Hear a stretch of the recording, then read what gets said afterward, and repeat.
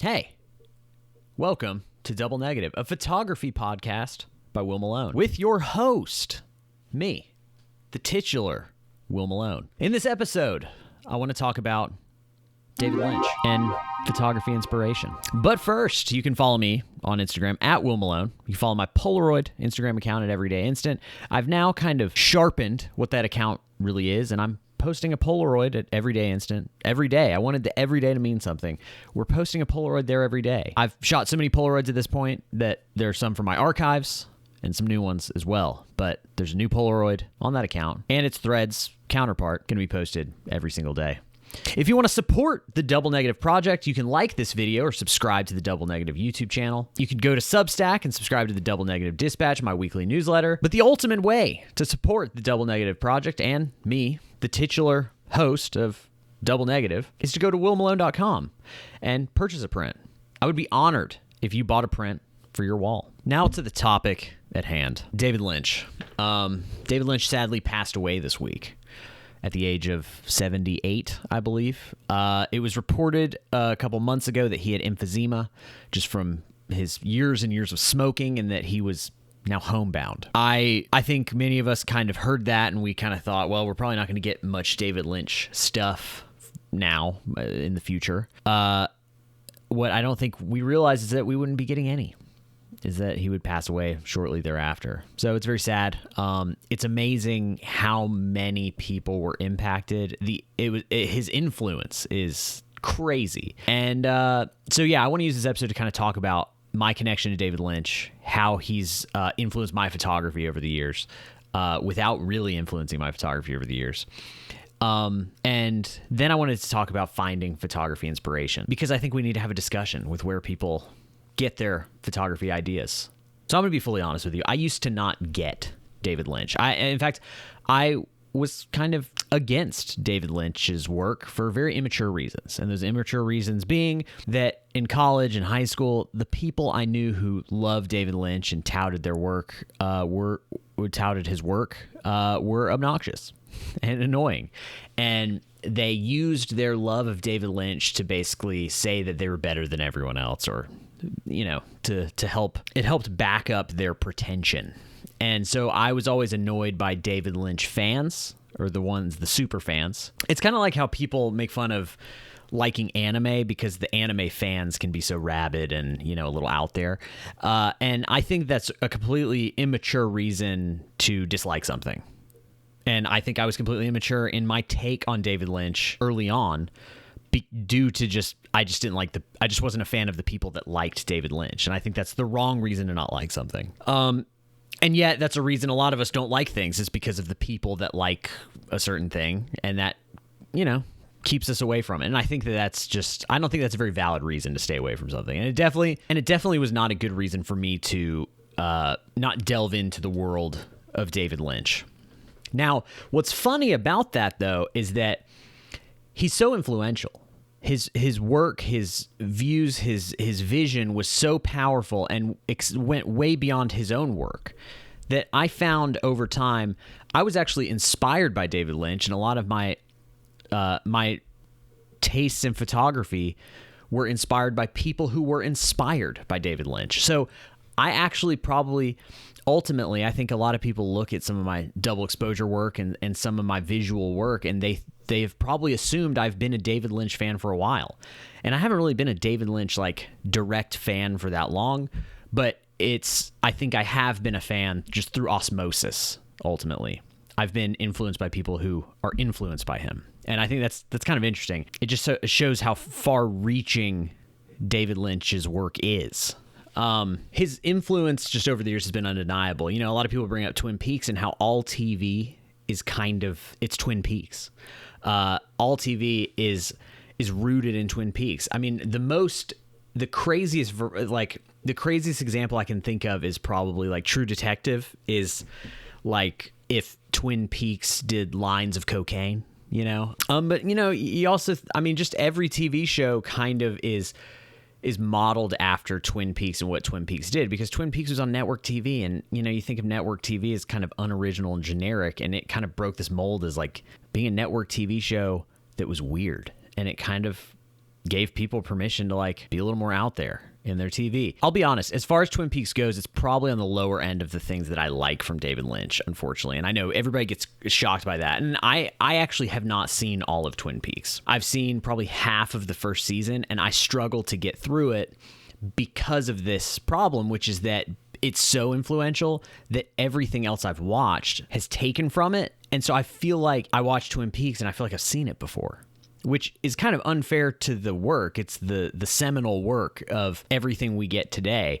But it's kind of like Jaws in that, you know, you watch Jaws and it's like you feel like you've seen it already just because it's so embedded in culture. And so when I watch Twin Peaks, I'm just kind of like, I've seen it in a weird way already. And so I struggle to get through it. But I think I'm going to push through because I really want to see Twin Peaks: The Return, his, you know, basically his final large work that he did before his death. So I do want to watch that, but I have to kind of get through. This is back when TV seasons were like 25 episodes. So it's a lot to get through. We're only used to like 6 to 8 to 10 episode seasons now. Back then it was different. Like, I mean, Smallville had like 22, 24, 25 episodes in a season. I just looked it up yesterday. Smallville had 217 episodes.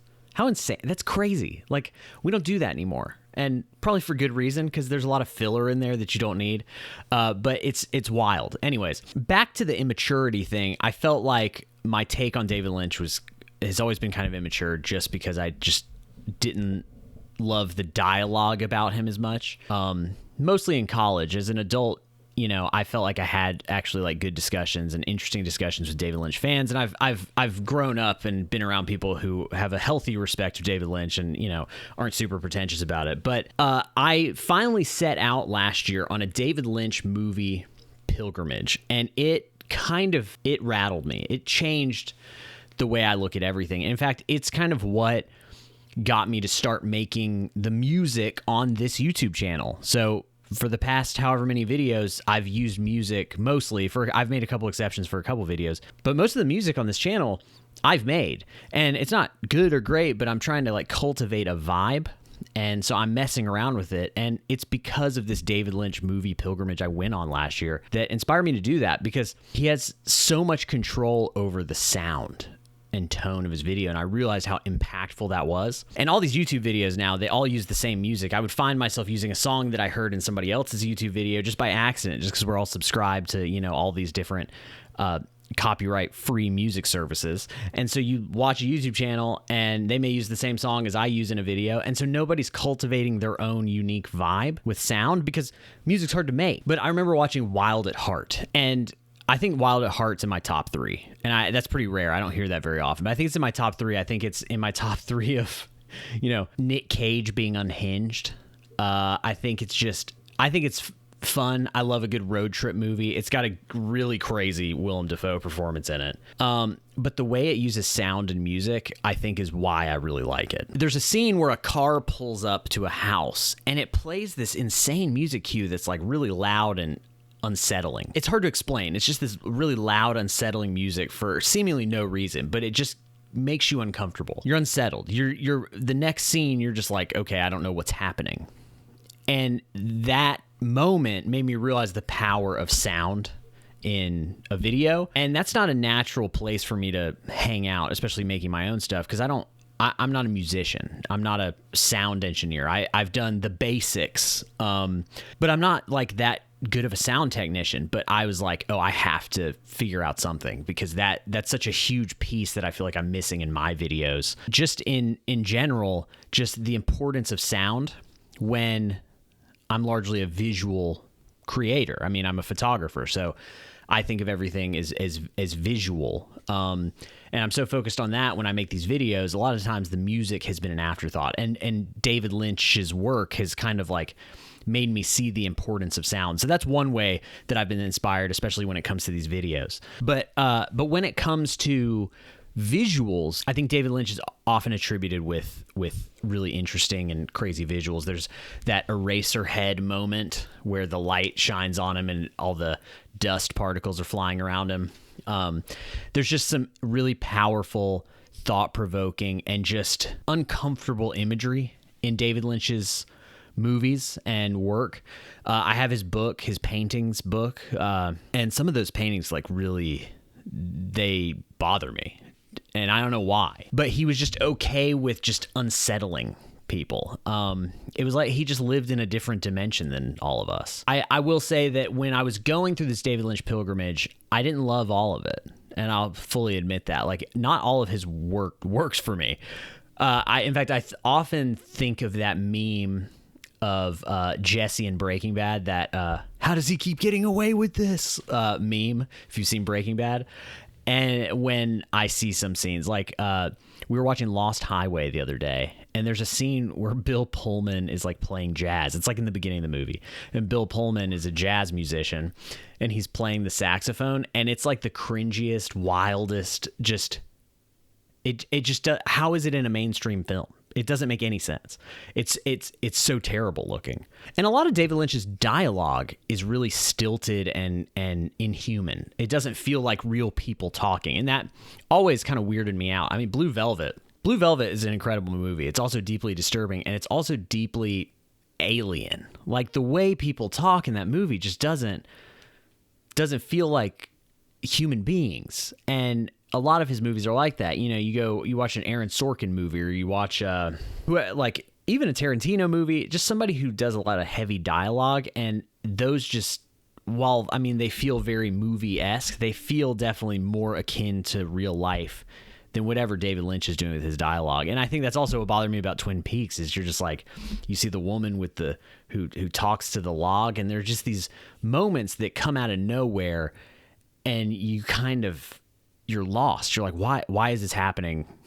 How did he get away with doing this in a mainstream production?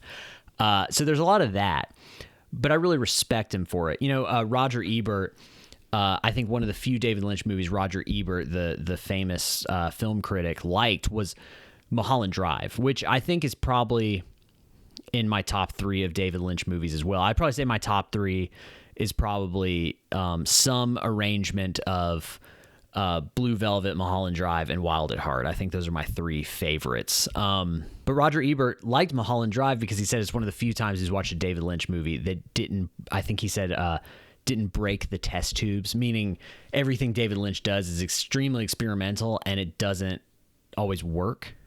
And I would agree with that. I think a lot of times I'll watch his stuff and it just doesn't work for me because of the way he does it and what he's trying to say, which sometimes I'm not even sure of what he's trying to say.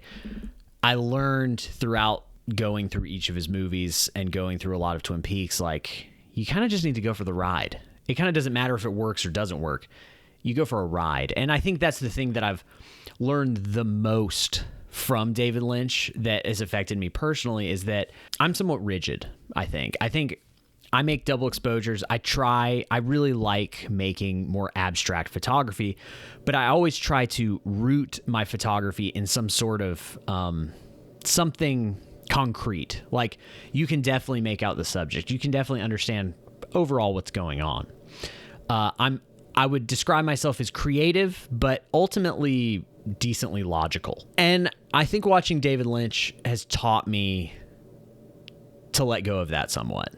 To quit worrying about if something even makes sense to people. Because I do photography for a living. I'm trying to grow this YouTube channel. I'm trying to sell prints. I'm trying to do all these things that, in a sense, need to be marketed.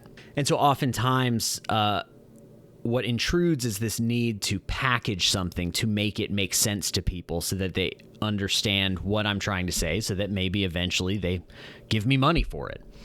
But what I learned from David Lynch is that, you know, you make something and you can't really control how people take it or what people do with it.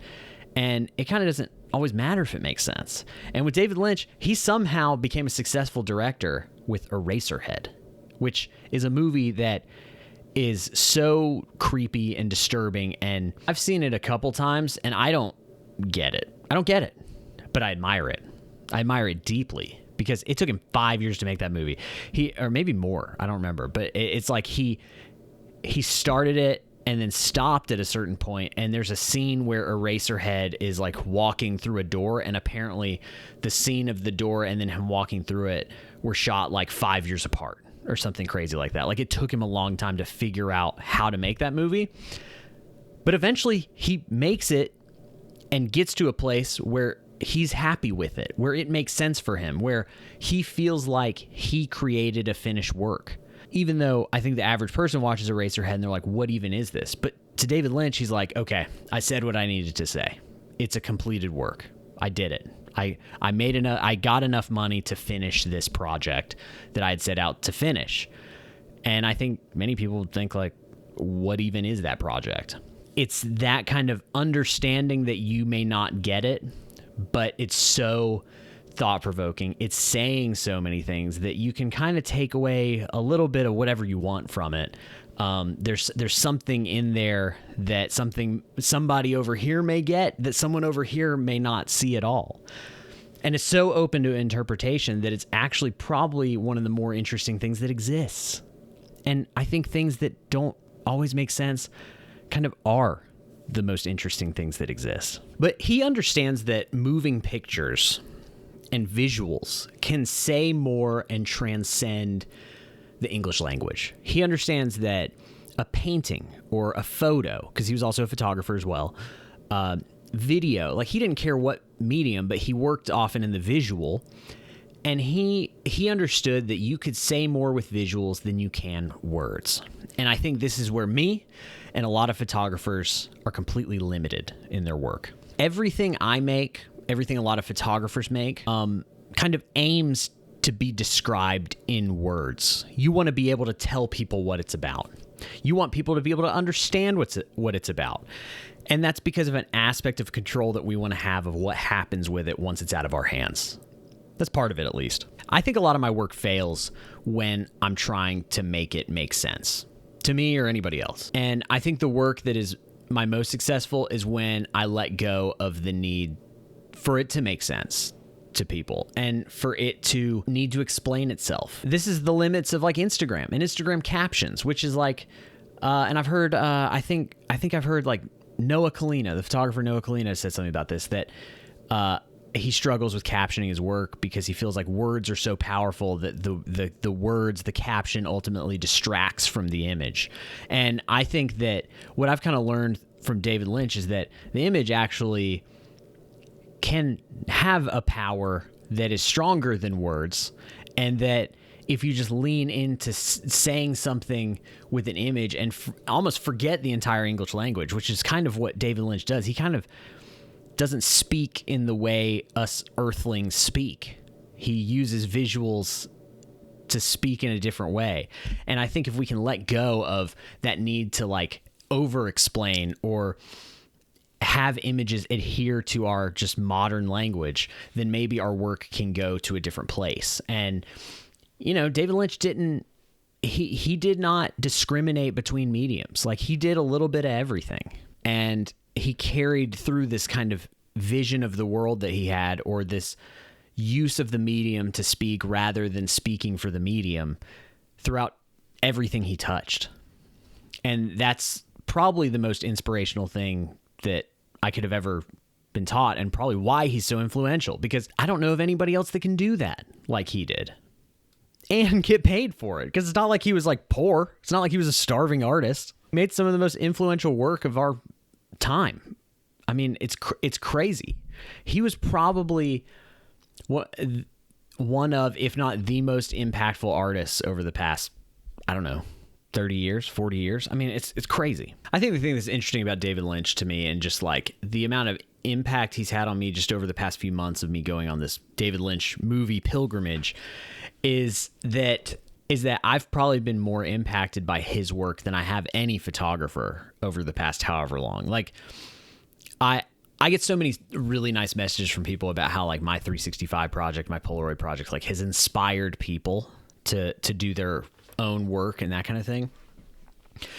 And I really appreciate it. I mean, it's crazy. I have with regularity lately gotten so many nice messages from people, and it means so much, because I work really hard, and I have worked really hard for a really long time on a lot of my work. So that anybody could be impacted by it positively is amazing to me, and I love it. But I would encourage you to go outside of photography for some inspiration. I would encourage you to watch movies. I would encourage you to read books. I would encourage you to somebody and just go down a rabbit hole of their work, whether it's movies or music or I mean, yeah, photography too. But I think that when you kind of get out of your lane a little bit and kind of go look at what other things there are in life, not just photographers, I think it really can enrich your own work.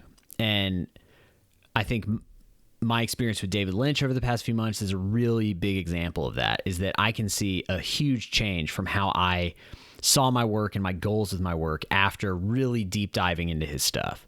And I haven't copied his stuff. I mean, I haven't really talked about the fact that I've been watching a bunch of David Lynch stuff lately online, and you may not even know that I have. I'm just talking about it like influencing your philosophy on what you're doing and maybe what you see as important or what you're trying to get at. And so it's just good to broaden your horizons with more than just photography. And I think it's tempting in this world where, algorithms are kind of boxing us into certain, content where, I go on my Instagram account and it's like, well, you like stuff like this, so I'm just going to keep showing you all this stuff that you like. And I think that that's a real problem with our modern era, is that we watch a lot of the same stuff over and over, and we don't really get out of our bucket that we've been kind of put in via, all the computer systems, algorithms and stuff. I've really had to work hard to break out of my algorithm, to go search for things on my own that I wouldn't have found otherwise. And when my algorithm gets really confused and shows me disparate things, like things that just have no connection to each other all the time, I know I'm doing a good job of making sure I'm well-rounded in what I'm taking in. That's why I really like the Criterion channel, the streaming service for that, because it's not algorithmic at all. It just shows you what's on there, and you have to create your own lists of stuff you want to watch. And there's no like suggestions of like, you watch this movie, so you probably want more of this. There's none of that. It's kind of dumb in how it works. And I miss that.